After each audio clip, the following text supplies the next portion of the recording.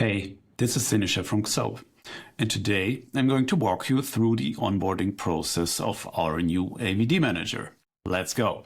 If you haven't done it already, go to xoap.io and register for your free account. As soon as you've done that, you can switch to your personal workspace, and then on the left side here in the menu, you will find the new AVD Manager. And now let's go together through the onboarding process, which is, from my point of view, a very simple one. So the first thing you have to do is to run a script against your Azure subscription, which enables us to gather information from that subscription and show it here in the front end. So if you like, you can preview the script, have a look, understand it. But what I'm going to do is now I'm just going to download that script and switch to my Visual Studio Code. So here it is. And what I'm going to do now is I will just run that. So it will sign you to Azure. You can close that. And then you will be asked to select the subscription you want to use. So in this case, I'm going to use my AVD demo subscription, hit enter, and then it will create a service principal, give it the user rights we need to gather the necessary information. So take a few minutes, hopefully not too long. And in the end, you will get the service principal information like the application ID, subscription, tenant, and the secret. And this will then be used to put that into XOAP as a connection so that we can basically, like I said, connect to the subscription. Let's wait a second. All right, here we are. So we got the necessary information. So I'm going to put that on my second screen and click here on next. And now I can add a new Azure connection, select service principal, give it a name. I'm going to skip the tags for demo purposes. And now I'm going to just integrate everything that's needed. So app client ID comes here. Then we have the tenant ID, the client secret, and the subscription ID. So if I entered everything correctly, I can test it. Connection verified successfully, that's good. So I'm going to click on confirm. And now we are already on the last step on the verification of this connection. So just run a check if everything is as expected. Sometimes Azure needs a little bit time to propagate all the permissions correctly, so you might have to check it maybe a minute or two later to be successful. But in this case, everything is fine and we can start building.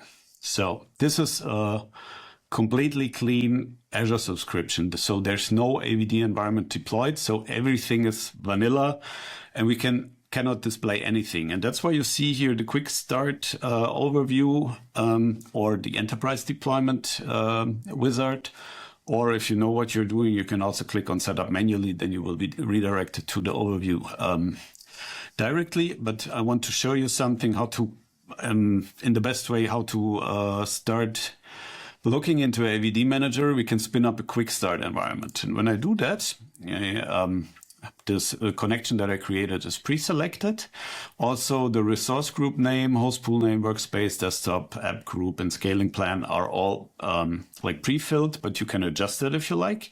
The only thing you have to do is now select a region where you want to spin up the environment. I'm going to switch here to personal, just for because I like it. I want to assign a user to me later to a VM. Then I click on next. I get some recommended app sizes or instance sizes here displayed, but you see, as this is a really fresh new Azure subscription, not all instance type are available here, and we are checking which ones are available. So you can go through the list and see which kind of VM instance sizes are available. I don't want to use too much or create too much costs here. So I'm going to maybe use this one here, select it. I can also add the number of hosts, can also select from the latest available marketplace images. If you are already using XOAP and are using image management to create like your customized images, they will also be here in the list, but this workspace is completely empty, so nothing I can select from here, and I will also go through that process in another video later. That's just for you to know that you can also implement here custom images. You can, if you like, add a Azure Bastion. I won't do that for now, and you can also have the option, and that's enabled by default, enable AVD insights, because without them we cannot gather information about your environment. So this is enabled by default, and you also get like a rough estimation what this will cost you if you run it 24/7. So let's now click on next. You get a short review summary, and then I click on quick start, and what AVD Manager is now doing. It's creating the resource group, the network, the host pool, everything that's needed. That might take a little bit of time, but let's just wait. All right, so now you can see it already created all necessary resources. You get the names. You also get like a pre-created administrative password that you can save into parameters area of XOAP, or you can just copy it or forget about it, because in most cases you don't need that.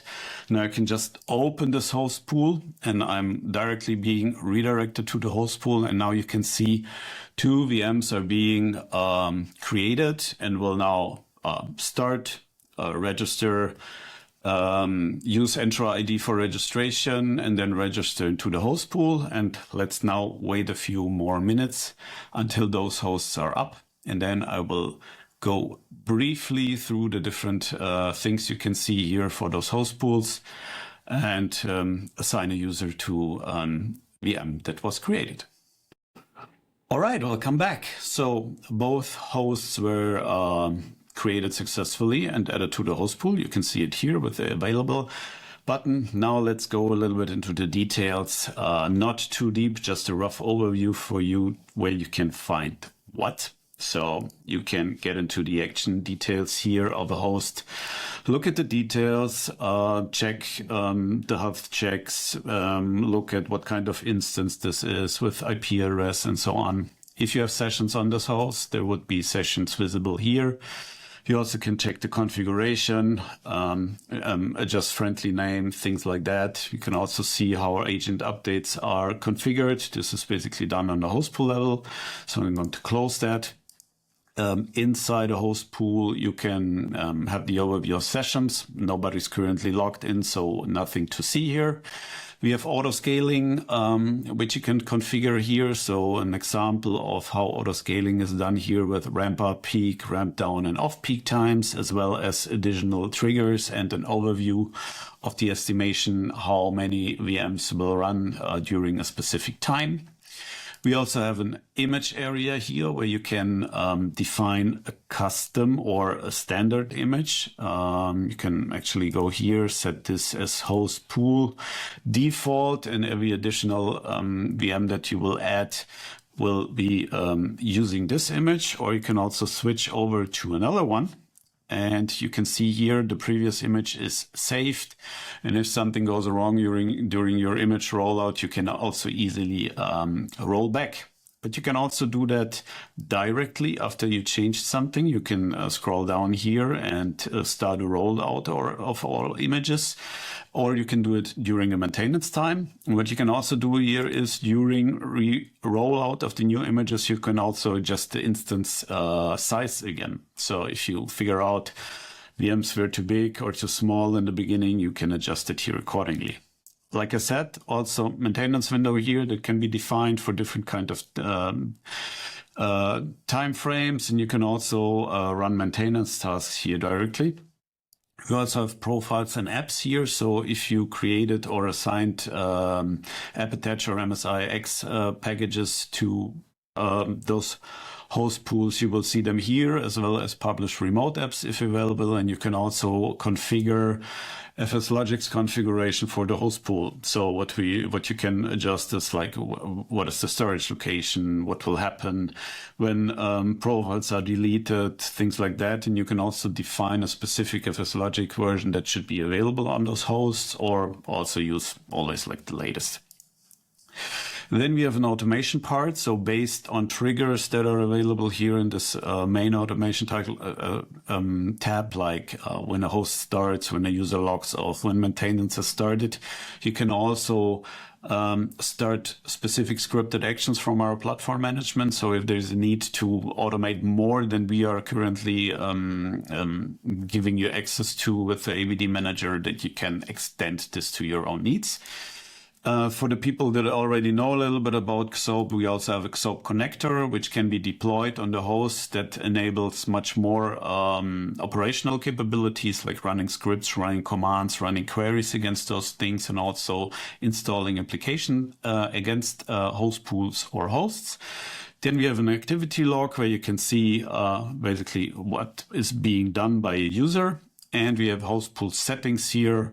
I think most of you guys will know what can be configured here, but you can go through the different kind of types of configuration items and configure them here. So that's just a quick rough overview of what is possible here. If you want to remove this environment that we just created, like the quick start, because you just wanted to test a little bit how our AVD Manager works, you always have the possibility to remove the quick start environments with one click. You can run them multiple times, so you can add also more than one environment, but you can just go here to remove environment, select the one that you want to remove, and you have to specify the name of this so that you don't accidentally remove something. Click on delete, and now this environment will be torn down again. So you will have a clean state of resources in Azure.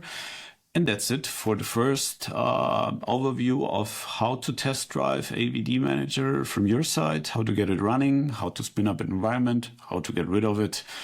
I hope it helps. Have fun. See you next time.